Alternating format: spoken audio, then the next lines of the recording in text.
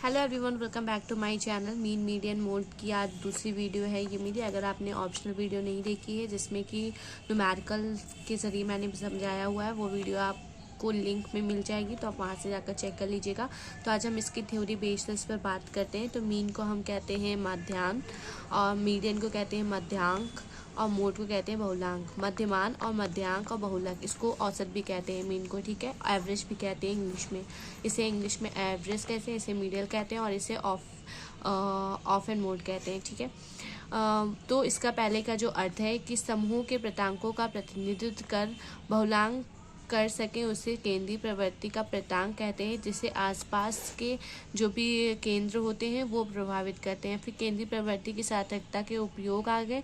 संक्षेप में हम किसी भी समूह की उपयोगिता को समझने के लिए करते हैं।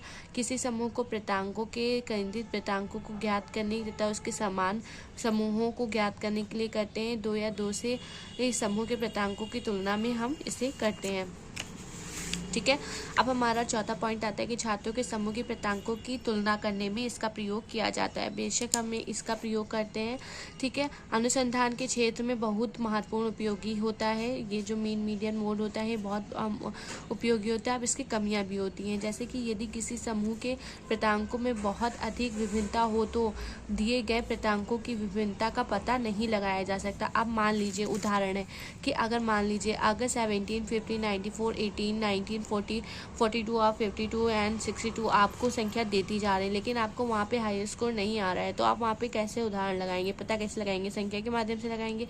लेकिन अगर आप वहीं पे दिखाएंगे कि जो है 4, 5 आपका लो जा रहा है, जैसे कि 4 है और ये 4, 5, 8 आपका लो जा रहा है, तो आपको कैसे पता चला? आपने संख्या को देख कर ही पता लगा लिया, ठीक है। तो ये हो गया आपका विभिन्नता का पता नहीं लगाया जा सकता। मतलब इंडिविजुअल डिफरेंसेस किए जा सकते हैं, लेकिन इन बिटवीन डिफरेंसेस नहीं किए जा सकते, क्योंकि आंकड़े बहुत ज़्यादा होते हैं, ठीक है। ये सभी ये किसी समूह के छात्र की स्थिति को संक्षेप रूप से प्रदर्शित करता है। हाँ, आपको इंडिविजुअल छात्र है, उसकी आपकी छात्र की वृत्ति, आपका अगर 100 बच्चों के आंकड़े में अगर आपको 100 बच्चों के में तुलना करनी है तो आप कर सकते हैं। लेकिन अगर वही आंकड़ा बढ़ जाएगा, 1 लाख 1.5 लाख छात्रों के अंदर होगा, तो आप इंडिविजुअल नहीं कर सकते। उस वहाँ पे आंकड़े गलत भी हो सकते हैं और सही भी हो सकते हैं। इंडिविजुअल कुछ डिफरेंसेस भी आ सकते हैं।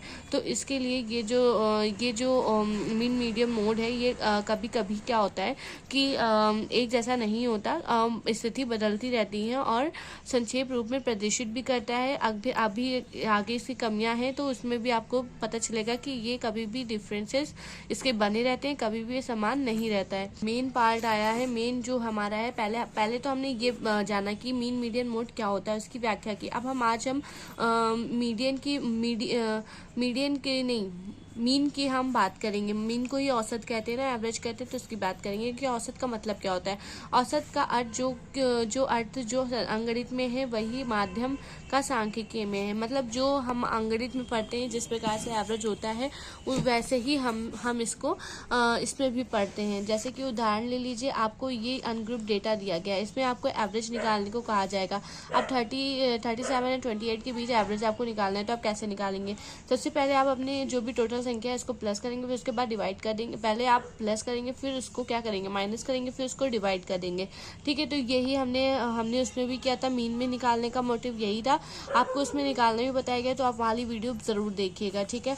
उसके बाद ये ऑप्शन आपको दिया गया है, ठीक है। जब भी हम किसी भी संख्या का औसत निकालेंगे तो उनकी संख्या का सम निकालेंगे और हमेशा उसकी वैल्यू माइनस हो जाएगी, ठीक है। ये इसका मीन का फॉर्मूला है, ये आप इसको प्रैक्टिस कर सकते हैं। जैसे कि मीन बराबर सिग्मा इंटू नंबर्स, फिर एन जो भी नंबर की संख्या होगी वो हम लिखेंगे यहाँ पे।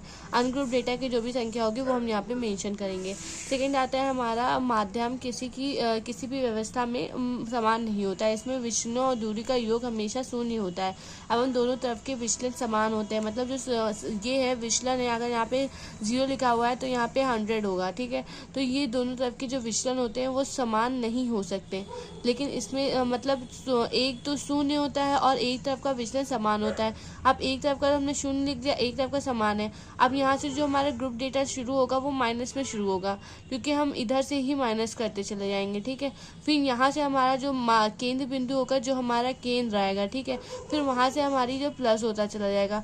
आप समझ पा रहे होंगे। मध्यमान का प्रयोग जब किसी भी समूह या मूल्य के आधार पर गणना करनी होती है, जब हम दो या दो से अधिक समूहों के प्रांतों की तुलना करनी होती है, तो हम वहाँ पर मध्यमान का प्रयोग करते हैं।